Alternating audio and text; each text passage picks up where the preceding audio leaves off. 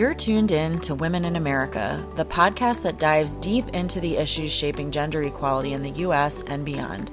Hosted by Pari and Eve, public health professionals by day, content creators by passion, we bring you expert insights, compelling stories, and actionable strategies to push the fight for equality forward. This season, Rights at the Crossroads unpacks the intersections of reproductive rights and gender justice in today's America. On this episode of Women in America, SNAP expert and Lord of the Rings enthusiast Salaam Bhatti joins us to talk about all of the ways in which the big bill is coming not just for our wallets, but also for our plates. Let's dive in. Hi, everybody. Thanks for joining us today. I have with me a friend and wonderful guest today. His name is Salaam Bhatti, and I'm going to let him introduce himself in a second. But I just want you to know that the first impression that I ever had of Salaam was actually in a group chat with a bunch of other creators where he just started throwing Lord of the Rings gifts at me. And that was before we had ever talked. So clearly he is a stellar human right off the bat. But Salaam, I'm going to let you introduce yourself to the peoples. Hi, everybody. Thanks, Pari, for having me. And thanks for that flashback. Absolutely huge Lord of the Ring buff. So we'll see how much we can put into this episode. And really, that's kind of what I do, right? Like, I'm a poverty lawyer. I'm an expert in the space of poverty law with a focus on the Supplemental Nutrition Assistance Program, also known as SNAP, formerly known as food stamps. And I like to call this program the Prince of the welfare world, because every time you talk about it, it's always formerly known as.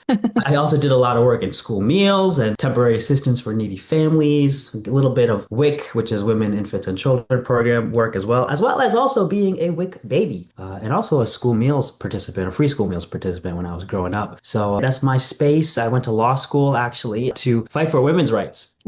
This was born out of once I learned from my grandfather, who lived during the India-Pakistan partition. He told me about his cousin, Hafiza, whose family was murdered during the partition, and her body was never found. Like, she was never found. And he never went into why that was the case. And I later learned that it was because women were typically forced into marriage and raped and, whatever terrible life they had to leave. And that really steeled my resolve in doing something to help women, because that wasn't something that only happened back then. That was still happening today.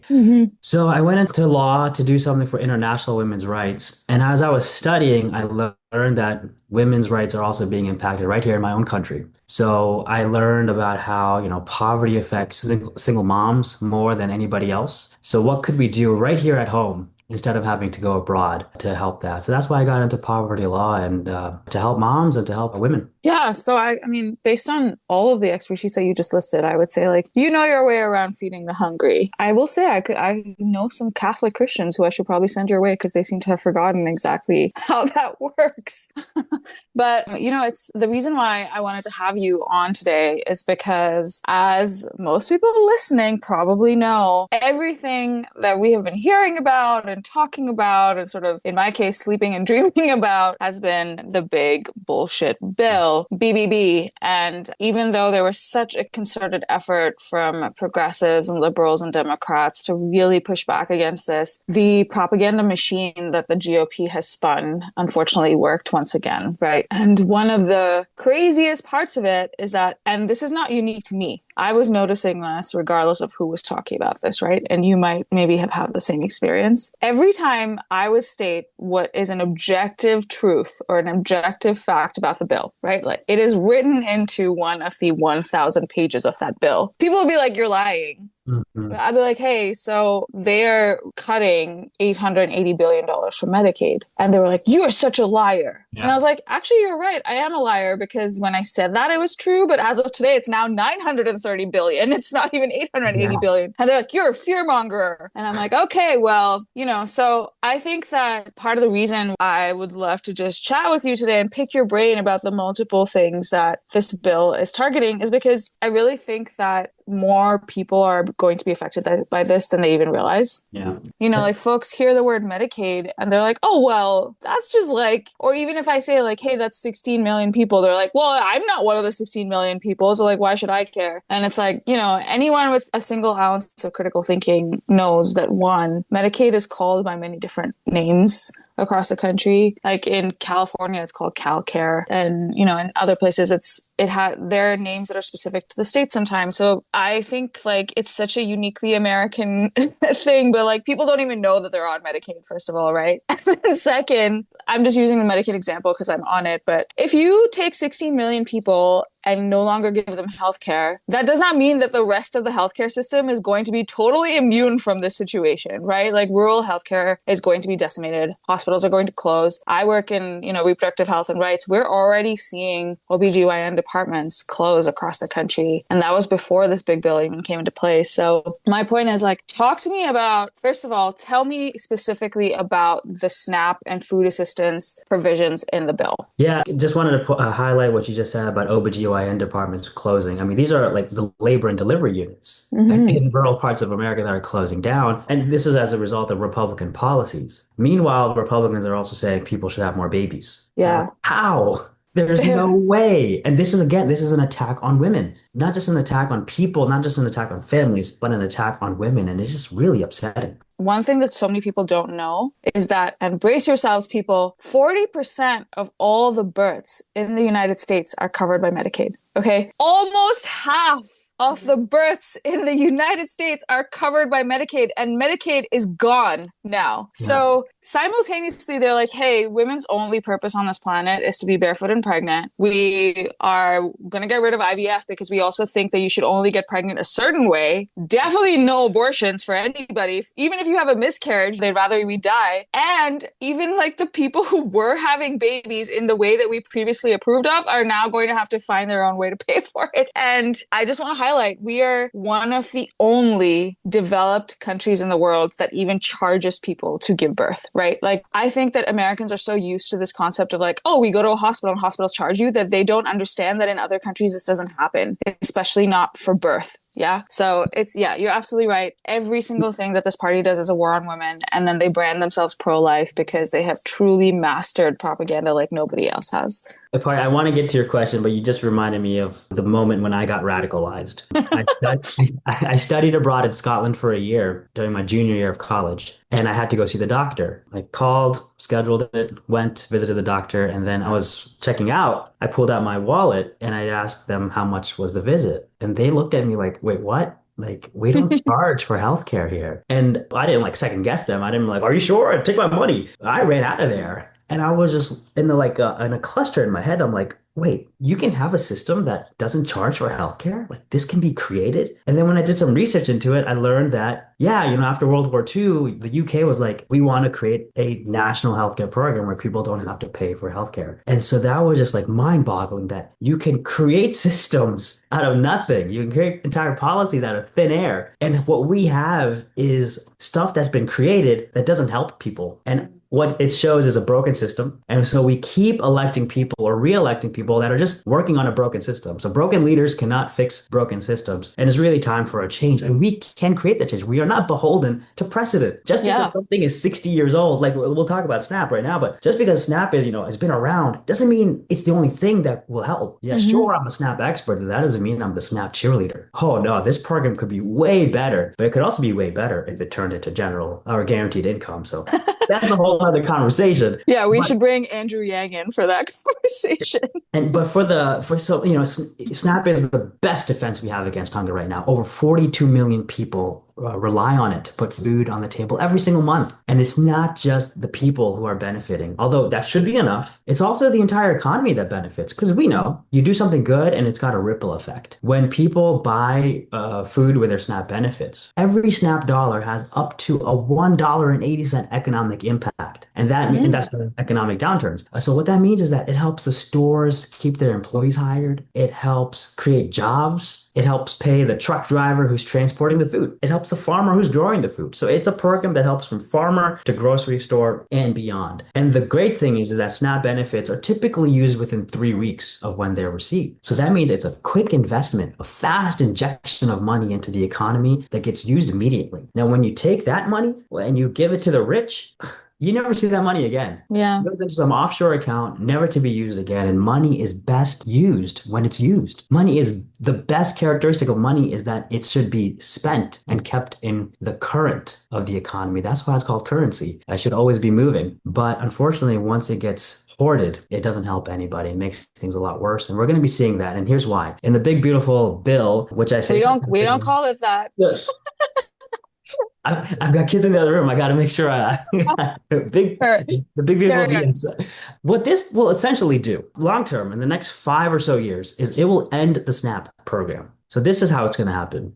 This bill shifts the cost of the program from the federal government to the state. A lot of people are not familiar with the state budgets or state governments. So like every state has its own legislative assembly. A lot of people don't know that. What happens in these legislative assemblies, they're just trying to figure out the budget. And there's never enough money in a state budget to do all that they want to do. So states already they don't have enough money. Every agency out there is underfunded and understaffed. So what this bill is doing is shifting costs onto states that don't have the money to do what they already want to do. So if you're shifting costs that don't have the money to do this, that means the states have three options. The states can either pool money from other agencies and shift it over to SNAP, which no other agency is going to give up their money. The second option is raising taxes. You're not going to raise taxes, especially ahead of a recession if we're not already in one. And third is withdrawing from the program. A state does not have the power to draw down debt like the federal government does. You have to balance the budget. So if a state cannot afford to run a program, it will not participate. So all it can do is either really roll back on who's participating in SNAP or just pull out of the program entirely. And that seems to be what the sinister play here is. And that won't take effect, according to the bill, until fiscal year 2028, which is after the midterm elections. It's going to be after the presidential elections as well. So that's all deliberate. They could very well make this happen next year or even as soon as the bill passes. So this is all very deliberate. That's the big thing. That's the big picture, that the SNAP program is completely in an existential crisis. There's other short-term things that are happening that are going to be affecting people and kicking them or removing them from the program. One of the big things is affecting single parents. Right now, if you have a child under the age of 18, they're considered a dependent. They're in school, they need you. What the bill does is that it changes that age of dependency to the age of, so you were saying, you're a liar because the bill's always changing. So there was various numbers that were being played around with. But if I recall correctly, the age is now 10. So if a child is under the age of 10, it was in another version, the age of 7. So it could be 10, it could be 7, but I'm pretty sure it's 10. If a child is under the age of 10, they are now considered a dependent. So if they're over the age of 10, then you need to be working. You need to be working. You are not exempted from the work requirement, or it's also known as a time limit. So what that means is that if a single mom with 2 children has 2 kids over the age of 10, then she needs to be working 80 hours a month. 80 hours a week. Yeah. Oh, month. Sorry. Yeah, 20 hours a week. But okay, I am pushing back on this, right? Not from the perspective of what you're saying, from the perspective of what's in the bill. How can you expect a single mom with 2 kids who are, let's say, 11 years old each, or 11 and 13?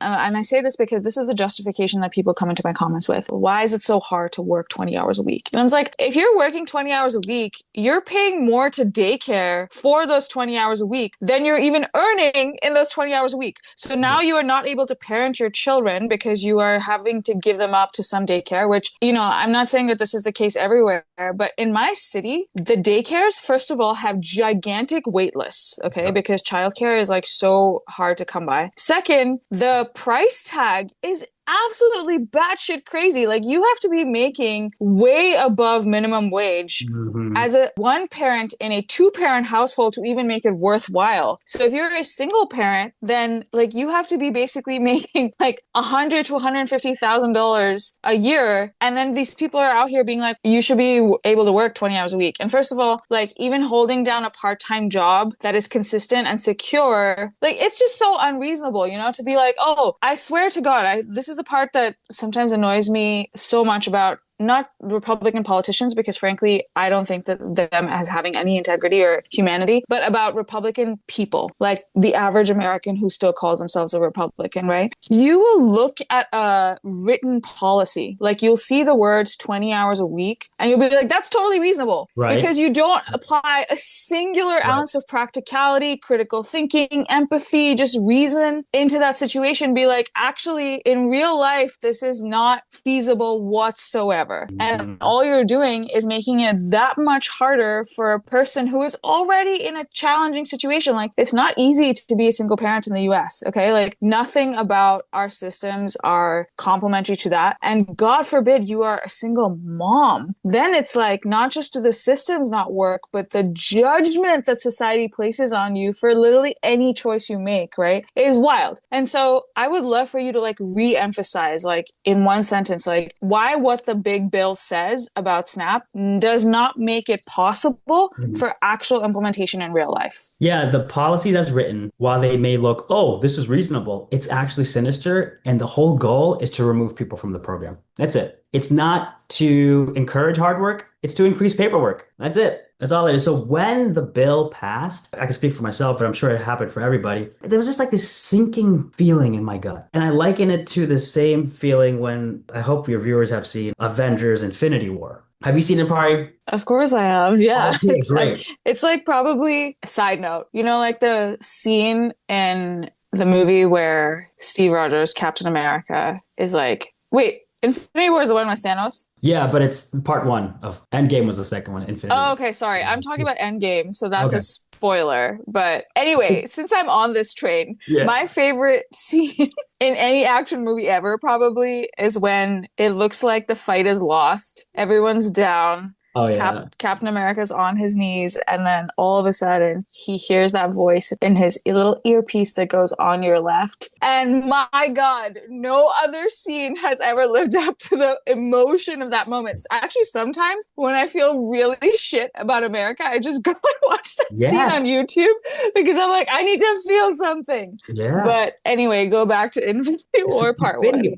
So that's the thing, right? Like you saw all these Avengers movies, and no matter what drama they were going through, no matter what battles and struggles they were going through amongst each other, they were always able to unite to defeat a common foe. And so we were used to this thing where, you know, good always triumphs over evil as long as we work together and we just power ahead with that unity. So when Thanos wins at the end of Infinity War and the credits roll, it was just, everybody just felt like, oh my God, like how we tried our hardest. Everything should have worked at the end, but it didn't. And so that was what it felt like when the bill passed for me. So then it was like, all right, we take a few days to mourn and then we reorganize. You know, what we were able to build was something phenomenal. We built some powerful coalitions, people we normally wouldn't work with, whether it was private sector industry or whatever. We all came together for this common purpose, and that common purpose cannot go away. It still must remain. And what I rather hope from as we move forward here is that there was a scene in The Lord of the Rings, and also rather in the book, when Frodo is given the ring. And he's got the ring, and this is like the most powerful ring of all time, and it can create so much devastation if the one who created it, Sauron, gets it back. So he has to destroy the ring. And once he realizes that burden that's on him, he says, I wish the ring had never come to me. I wish none of this had ever happened. And Gandalf, the wizard who was talking with him, says, so do all who live to see such times. But that is not for them to decide. All they can decide is what to do with the time that is given to them. And I believe that all of us wish that we didn't live in these times, that none of this had ever happened. We all just want to just garden and have good food together, right? That's really all we want to do. We're not greedy. We don't want to acquire $1 billion. I mean, depends who you're talking about, right? Because that's why we're in this mess. The majority of us aren't. There's nobody here who's trying to get $1 billion because we know, we grew up on more money, more problems. We know that. And we just want to be able to live a good life that we can provide for our kids, and that's it. But unfortunately, the people who have that concentration of wealth are the masters of mankind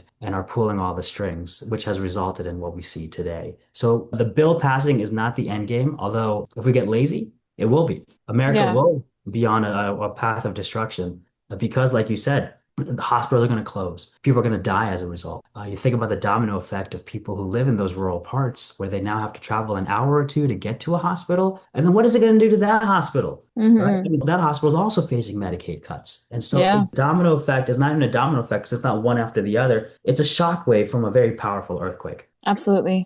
In the moments where I'm like, okay, we can still do this and fight and positive attitude towards things, I remind myself that like the big bill is akin to what Roe was for reproductive rights, right? Like Roe was not the war. it was one of the many battles in a very long-standing war. It was a very significant battle, a momentous one that changed the course of the war temporarily. And I do feel like that's about the big bill. Like the reason why there was such a massive push and effort and like creators from all sorts of walks of life were coming together to talk about this. And actually even someone reached out to us in our DMs and said that they work for a hospital, and the CEO of the healthcare conglomerate actually sent a company-wide email asking people to read the bill. And like I was like, if a CEO is getting involved, then like the things are dire, because that bill actually benefits them as opposed to like the average population, right? But my point is that the big bill is a huge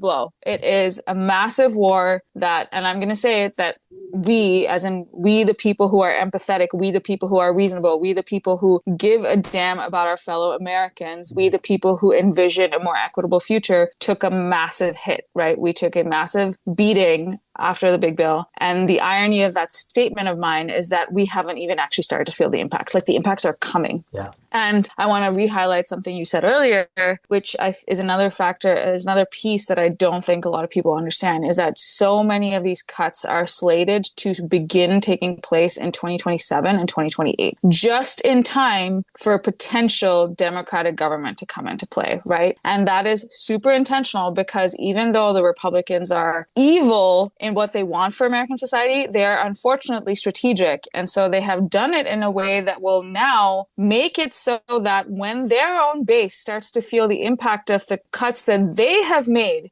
because there will be a Democrat likely in government, they will be able to blame the Democrats instead, right? And so I think it is our job to, one, continue to remind people about this situation. Like, one, the situation that the entire SNAP program is at risk. Like over 42 million people are now at risk of going hungry, right? Whenever this comes into... And not just the current folks, but people who are listening right now as well, people who are not even listening, like you are one paycheck away from needing it. And it's there for you. It's not bad that you need it. That's okay. It's there because you should be able to have your basic needs met. And so it's not just the 42 million impacted now, but all the people in the future, as we go through thousands of layoffs, tens of thousands of layoffs projected in the very near future. This is there for them, and it may not be there. Yeah, thank you for saying that. That's such a great point. I was reading this analysis yesterday that was saying the average American is one paycheck away from needing social support, and then the upper middle class in America is 3 paychecks away. So that's the other thing, is that I always emphasize that second piece of the stat, because it's like, I think it's easy for people to be like, well, this is not affecting me because I've saved, I've been responsible. All the bullshit GOP propaganda that people have been fed, right? Once again, every other developed nation on earth takes care of its people, and that's not considered a bad thing. That is literally what governments exist to do. Like, the whole point of life is not to be slogging and struggling. The point of life is to be breathing in clean air and enjoying what earth has to offer, right? But we are out here like just living a very hard life because that is what our government has created. And you're right, it is about to get so much harder for people. And I can understand that, like, what I'm about to say kind of feels like really maybe like hippy dippy and against that backdrop. But the point that I was trying to make earlier is that the big bill is a battle in a very, very long war. And Republicans are much better at Democrats historically than at playing the long game. And we need to get better at standing up and saying, hey, we know that there is a longer strategy here. We need to fix our messaging. We need to fix our empathy problem. We need to fix our relatability, whatever it is, to get to a point where people are not thinking about this as like it's only for me and not for thee type situation, which is what the GOP loves to do. Speaking about Roe, Democrats had power a few times since the Roe decision happened, but they never codified it, right? Mm-hmm. That was a huge mistake. And now we are where we are. So similarly, we have to really be absolutely intentional and deliberate to get Democrats back into power, to get them into the majority, but also to remind them that this new normal does not mean it's okay. We really need to make sure that we protect and strengthen the future. Now, this does not mean that we just press Control Z to everything Trump did, or if you're an Apple user, Command Z, but really make something better. There's going to be a scorched earth before us. So how do we build something even better? We don't have to have 12 bills come in to undo all the SNAP stuff. We don't have to put in another dozen for all the Medicaid stuff. And, later this year, there's going to be a farm bill that also looks over other federal nutrition programs. which are going to likely be axed. So we don't need another 100 bills to undo all these things. And that takes a lot of time. And Democrats, unfortunately, like going through this very long process where maybe they'll do 2 bills a year. And by the time the Democratic presidency is done, they've only undone stuff and never actually done good things. Anything. Yeah. Especially because the Republicans in Congress are always like trying to just stand up and be like, whatever the Democrat says, we're not doing it. Right. So. And then there's always, the lawsuits, unfortunately. Like as somebody who was doing public service, loan forgiveness, I was really excited about what a former President Biden was doing to help students who are repaying their loans. And it would always get stuck in litigation and then shut down. So it's just like, all right, we got to really figure something else out here. The thing I'm getting to is that rather than bring back all the eliminated programs or the programs that have been gutted, why not just build something like a guaranteed income? Yeah. Because with all the layoffs that are coming down the pike, with the whole industry changes, AI increases, unregulated, I think at this point, I don't even know if that was in the big bill, but this is going to be a huge shift, and we got to figure something out when it comes to making sure all Americans, all working class folks are able to get by with the basic needs, and a guaranteed income will be incredibly helpful towards that. When you're down and out, or when you're making low wages, that doesn't mean you have the luxury of time. You don't have time to apply for all the programs that are out there, to keep up with the recertification, to go to all the offices physically, to do all the interviews. It takes a lot of time. And we live in the most technologically advanced, most prosperous nation in the history of the world. We shouldn't be in this archaic system where agencies aren't even talking to each other. That's an inefficiency. So I would love to have government efficiency where the programs are streamlined. Doesn't mean we need to keep the things that we have, but we can build something even better. Yeah, I appreciate that lens so much, because the beauty of not being a cult, right, is that you can actually criticize your leaders. And so even though you and I rally for the Democrats every day, we know that there's so many things that they can do better and do differently. And this is one of them, is that we are unfortunately at a point where things are being destroyed by the current administration. So why don't we take stock of like, okay, instead of rallying for what used to be and we already knew wasn't really working, let's create something better. And I think that is such a beautiful way to wrap up. And so Salaam, why don't you go ahead and tell the people where they can find you on all platforms and plug yourself. Cool. Well, when you said where you can find me, I was about to give out my address, but then you said platform. So I'm like, all right, cool. Yeah, that makes more sense. My handle on all social media is Salaam Bhatti VA. That's spelled SALAA. That's 2 A's. MBHATTIVA.